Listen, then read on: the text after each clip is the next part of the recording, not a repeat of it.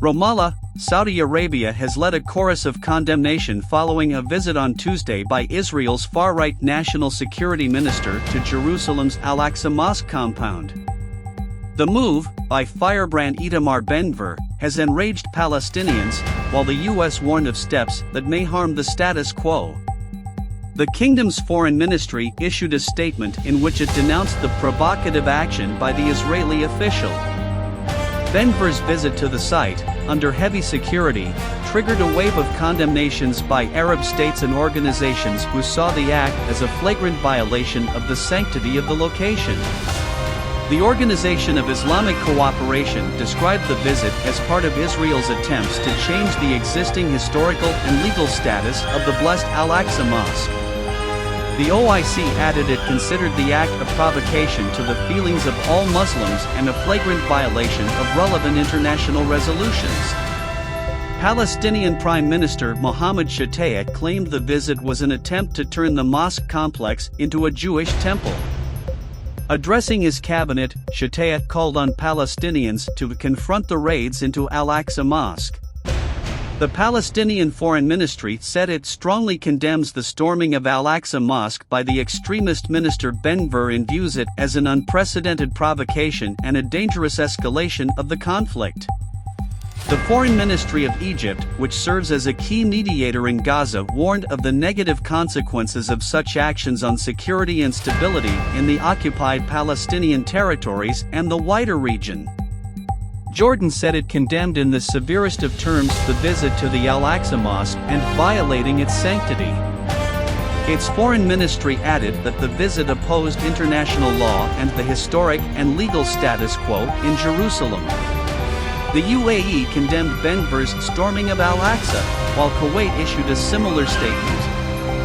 A White House National Security Council spokesperson called on Israeli Prime Minister Benjamin Netanyahu to preserve his commitment to holy sites, and added, "The United States stands firmly for the preservation of the status quo with respect to the holy sites in Jerusalem.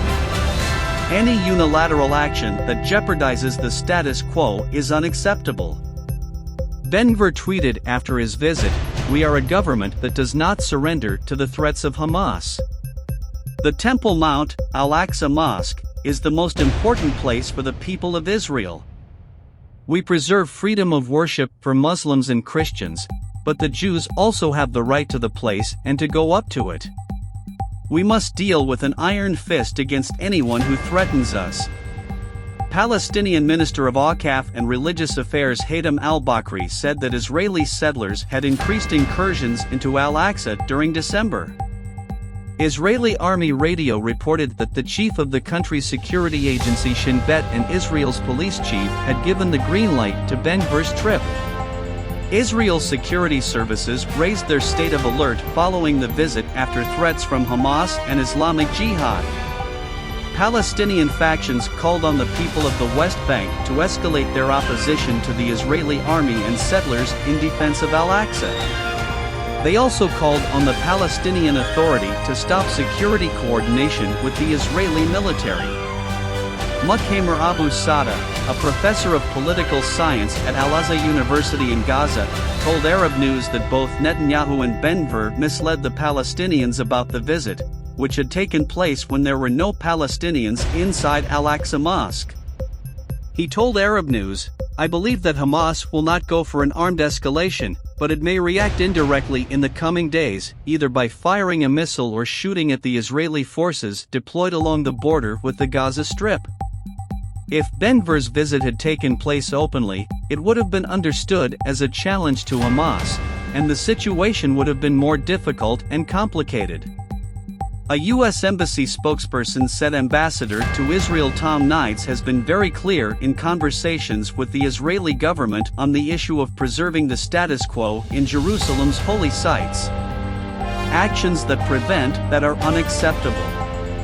Nabil Abu Rudaina, the Palestinian presidential spokesman, said Ben-Gvir's visit was a challenge to the Palestinian people, the Arab nation, and the international community.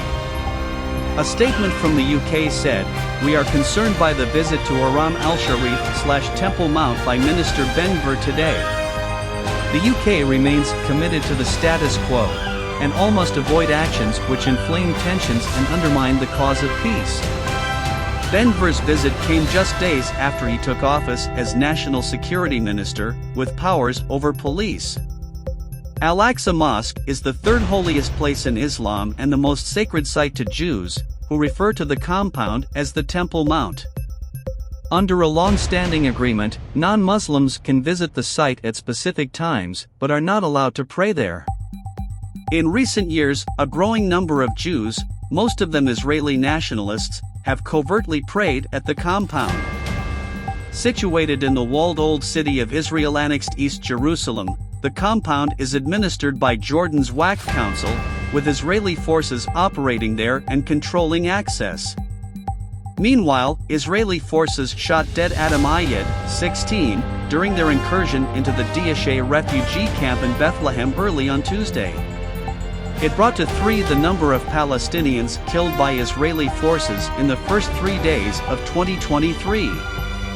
A comprehensive protest strike has been announced in Bethlehem.